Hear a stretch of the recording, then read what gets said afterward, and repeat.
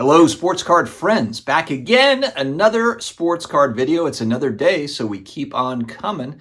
Today, I'm going to talk about some internal hobby battles, just general thoughts. We're going to kind of throw these out there into the universe and see what people think. And I think that there's people that can probably relate to some of this. Before I get started, big thank you to today's video sponsor, DC Sports 87. They've been great for me where certain things I don't necessarily want to list and sell on eBay. They handle everything and send it all off to DC Sports 87. They list it up and see it all happening live on the DC Sports 87 website. Request payment. It's very quick. Just a very easy service, DC Sports 87, to help you sell cards on eBay that maybe you just don't want to fool with. Definitely check them out. All right, so going back to 2018 when I got back into the hobby, and again, for those that might be new, I collect a variety of different things. Graded comic books, graded action figures, sports cards, non-sports cards. I've got some starting lineups. All the 80s, 90s nostalgia stuff. I've really enjoyed collecting these sorts of things, buying and selling some things, especially during the boom time, buying and selling pretty easy, flipping into new things and getting into other stuff. I've even got sealed Mad Balls. So like I said, 80s, 90s nostalgia stuff always. I talked in a recent video how we've had deaths in the family. Just been kind of a rough summer over the last 90 days. My wife's grandfather did pass away on Sunday 2 days ago. So that makes 3 family members that have passed away over the last 90 days. And I think when this sort of thing happens for all of us, there's a reflection period. And you think about your own life and it makes you pause for a second.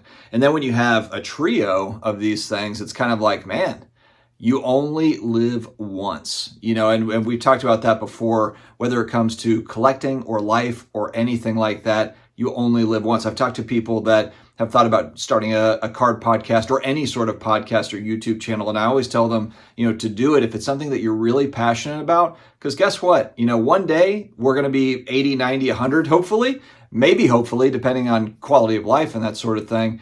And I don't think anybody wants to look back and say, man, I wish I had started that podcast, or I wish that I had done this or that, especially when we have families. Our focus is our family and doing everything that we can to make sure that everybody is okay. At the same time, though, we also have to have that something for ourselves. And for a lot of folks, they've got their hobby. It's fishing, or it's camping, or it's boating, or it's shopping, or whatever it might be. Everyone's got kind of that outlet, or at least should have that outlet. And I think it takes time also to find that thing that you are passionate about for a lot of people. There's some people that, hey, they played soccer all the way growing up. My sister-in-law is this person, where she played soccer all the way up. She was a college soccer coach. She works for a pro team. She's been in soccer for her entire life. She found her passion at an early age and she just followed it up. But for a lot of people, they're still trying to find that thing of whatever it is. But it's important to have that thing. And when it comes to our collection and collecting cards, I think that this is something that I've really looked at too, of what is missing that I really, really want. Going back to when I got back into the hobby in 2018, I was still trying to figure out what was out there. Hell, I had not even seen graded cards. In 2018, it was a shock to me to see all these cards on eBay that were in slabs, they're all graded. I did not understand it. So there's so much to learn. And then you look across other collecting groups, comic books, action figures, same sort of thing. Grading companies there. Now we've got population reports. Oh, and now we also have all these selling platforms, buying and selling platforms. There's all these resources that none of us had 30, 40 years ago. Hell, even a dozen years ago didn't have. There's all sorts of different things that have popped up here. And it's made the hobby a lot more interesting and a lot more nuanced and frankly, a lot more fun. It's kind of like what we wanted when we were 10 years old in 1990 or the early 90s. It would have been amazingly different if we had buying, selling platforms as opposed to just you buy cards at the grocery store and you have nothing to do with them then. You can't trade them unless it's your buddies. Yeah, you can go to the card shop and get ripped off by the card shop dealer.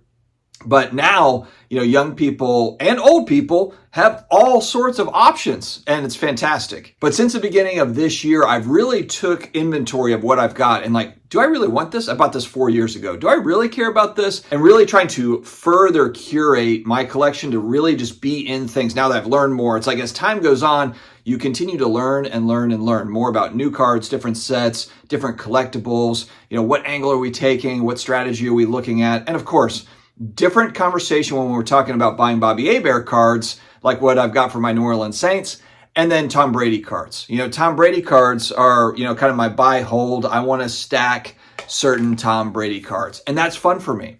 And again, it could be a spec that doesn't work out. Maybe I'm buying them too high. Maybe Tom Brady does something wildly stupid in retirement. It might not work out. I've got Breeze and Brady are kind of my guys for that. But Breeze was my team's QB. So that's kind of just a fun play anyway. They're cards that I really love and enjoy. Tom Brady, I just have deep respect for everything that he did. I don't think it's going to be replicated, especially watching the NFL season start and watching all the new upcoming QBs not really looking all that great. Hell, Jordan Love is looking better than a lot of the guys that are kind of staples in the hobby as far as kind of the up and coming QBs.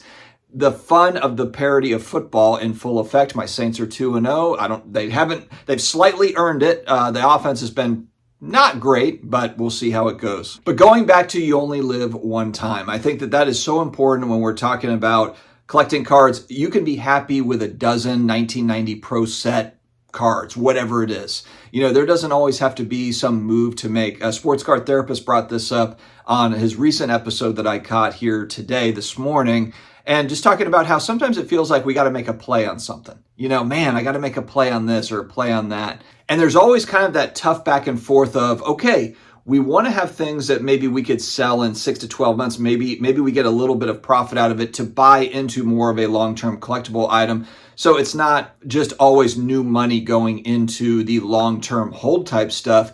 There's also a fun element to flipping short-term and trying to get it right. You're trying to speculate on that basketball player that's going to hit it big in this upcoming season and then be able to roll that into something else. A lot of what we're doing, buying and selling cards now, is kind of what we were doing 30 years ago, trading. You're trading out of things that, you know what? I thought that was cool a year ago or 2 years ago, but now I'm kind of like, I could live without it. Or I see all these other new things that are awesome. For me, I'm all over the place with all the different 80s, 90s nostalgia stuff. But the kind of the staples are Tom Brady, Drew Brees, Stranger Things cards. I do have quite a few Hall of Fame auto card type stuff.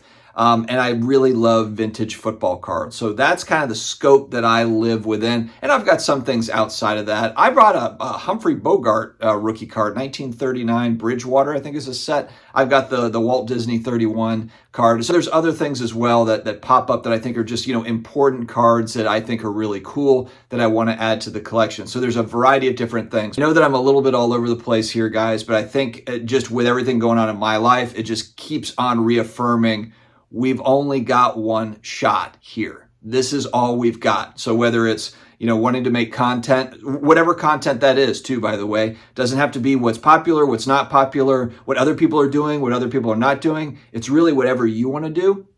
Because if it's not something that you want to do, you won't stick with it, just like with anything else. So if that certain type of content is something that you're really passionate about, I would dive 1,000% into that, making that, because you're going to really enjoy it and you're going to bring a ton of value to people that are watching because they can see that you're passionate about it and love it. That's going to be the key. And then also when it comes to collecting cards, it's really no different. If 99% of the hobby thinks this set is stupid, but you think it's awesome, who cares? If 99% of the hobby thinks it's stupid, then the good news is it's probably inexpensive and you can get as much of it as you want. And sometimes I think we get lost, and myself as well over the years have gotten lost in needing to feel like we need to make a play on a certain player or set or this or that. And meanwhile, it really should be whatever you want to do, whether that is a long-term hold collectible thing for value or just a collection, thing to add to your collection, Bobby Hebert cards for me. Or it's something that strategically you're buying for the short term. I'm getting into this player because next season I'm going to sell it. Maybe they'll be traded to another team or whatever the angle is. All of these things are fun. All three of those things. Long-term hold because you think that there's going to be an increase in value over time. Collectible type cards, Bobby Hebert, that aren't going to go up in value probably, but are just cool and fun to have and give you those good feelings of the nostalgia feelings.